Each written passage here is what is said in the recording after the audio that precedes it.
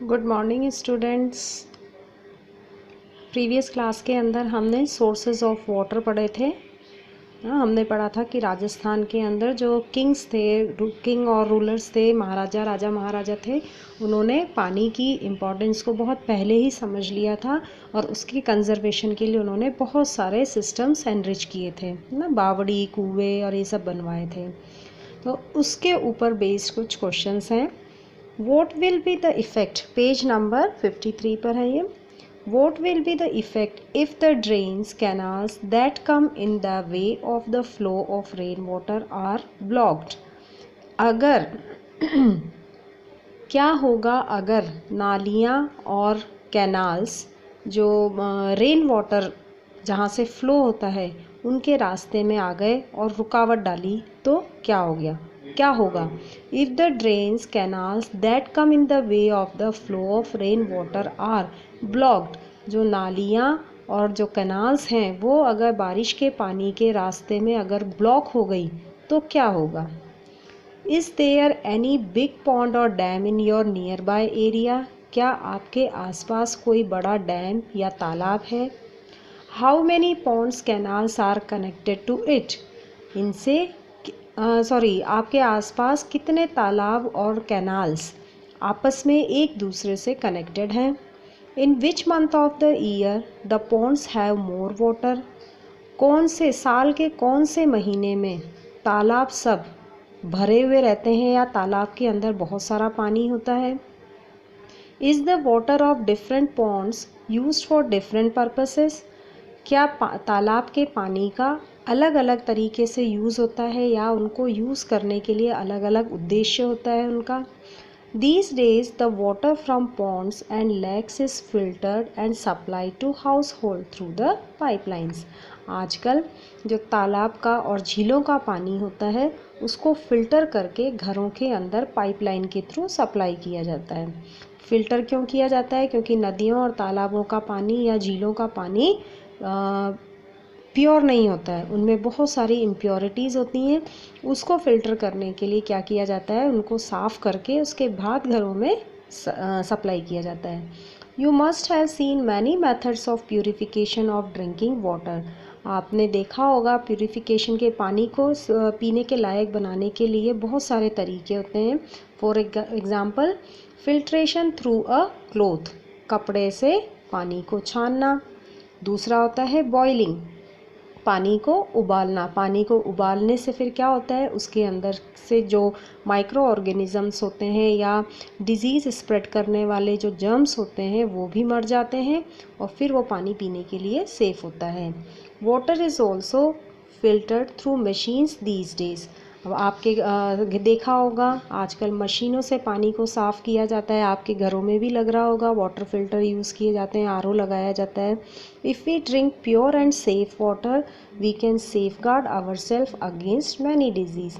तो अगर हम बिल्कुल साफ़ और स्वच्छ पानी पिएंगे तो हम बहुत सारी बीमारियों से बच सकते हैं। तो ये पानी को साफ़ करने के ये 3 मेथड्स आपको दे रखे हैं, boiling, biochemicals and RO.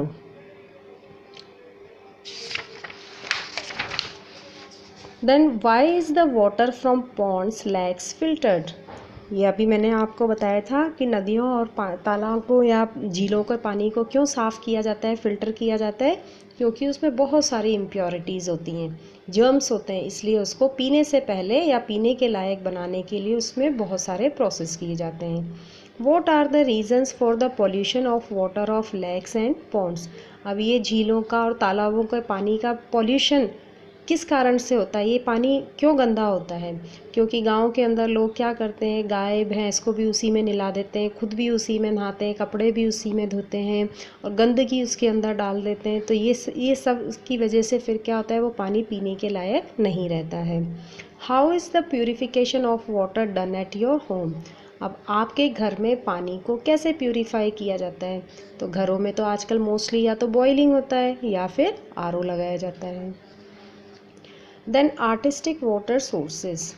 Since long time in Rajasthan the wells and step wells बावड़ी has been a source of drinking water and irrigation. बहुत लंबे समय से, पुराने समय से राजस्थान के अंदर पीने के का पानी और इरिगेशन मतलब खेती के लिए पानी कहाँ से यूज़ में लिया जाता है? कुएं और स्टेपवेल। स्टेपवेल मतलब बावड़ी। बावड़ी जैसे कि ये यहाँ पर ये पिक्चर दिखाई रखी है, ठीक है, इस तरह की बावड़ी होती थी, इसमें नीचे जाने के लिए सीढ़ियाँ बनी होती हैं। Especially the stepwell in which attractive stairs are made on all the sides to reach the water. अब स्टेपवेल्स कौन सी होती है? बावड़ियाँ जिनके अंदर चारों तरफ नीचे जाने के लिए सीढ़ियाँ बनी होती है, उसको बोलते हैं stepwell. The stepwell are the sources of water, and along with this they fulfill the social and religious needs of the people and represent the ancient architecture. अब ये स्टेपवेल्स पीने के पानी का तो सोर्स होती ही थी, इसके आसपास बहुत सारे रिलीजियस एक्टिविटीज़ यहाँ पर परफॉर्म की हुई होती थी उस समय। मतलब मेला भरता था इनके आसपास, या धार्मिक काम होते थे, पूजा पाठ वगैरह होते थे। इसके अलावा ये किसको रिप्रेजेंट करते हैं? हमारे प्राचीन आर्किटेक्चर। आर्किटेक्चर मतलब हमारी वास्तु कला को ये कि किस तरह की बिल्डिंग्स उस समय बना करती थी, उसको भी ये रिप्रेजेंट करते हैं। The names of some of the very old stepwells are the परचा बावड़ी ऑफ रामदेवरा। ये हमारे राजस्थान की सबसे पुरानी स्टेपवेल है परचा बावड़ी। कहाँ पर है? रामदेवरा में। खिन्नी बावड़ी of Jalore, Chand Baori of Abhaneri and stepwell of Osian, Bhinmal, Bundi, Khetri, Amer, Neemrana etcetera. Many of them are getting deteriorated day by day due to lack of maintenance. अब इतनी सारी बावड़ियाँ राजस्थान के अंदर है, लेकिन इनमें से बहुत सारी बावड़ियाँ दिन पर दिन क्या होती जा रही हैं? ख़त्म होती जा रही हैं, टूटती जा रही हैं, क्योंकि मरम्मत नहीं हो पा रही है, कोई इनके ऊपर ध्यान नहीं दे रहा है। We should be aware of the conservation of these. हमको इनको कंजर्व करने की तरफ ध्यान देना चाहिए, क्योंकि ये क्या है? हमारी प्राचीन एंशिएंट आर्किटेक्चर का एक नमूना है ना। इतनी बेहतरीन वास्तुकला हमारे राजस्थान के अंदर है, तो इसको हमको बचाए रखना है ताकि आने वाली पीढ़ियां भी इनको देख सकें। The water of Parcha Bavdi of Ramdevra is considered very much sacred. Therefore, the pilgrims who visit this place take water along with them.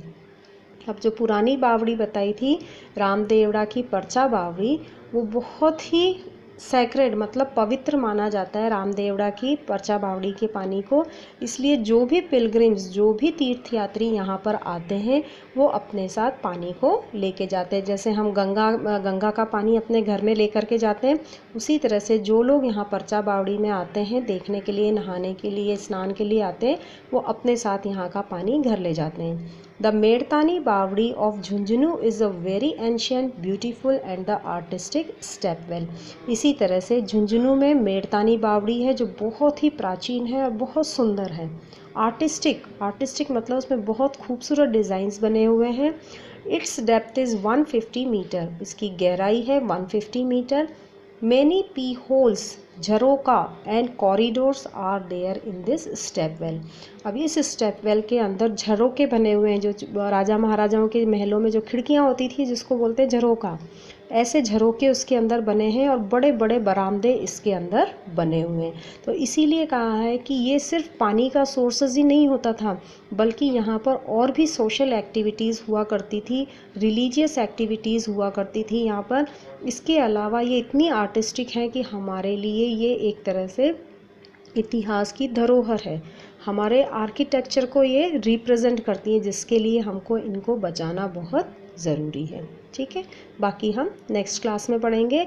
और ये बावड़ियों के नाम बहुत इम्पॉर्टेंट हैं, ये आपके बोर्ड एग्ज़ाम्स के अंदर पूछे जाते हैं। ठीक है।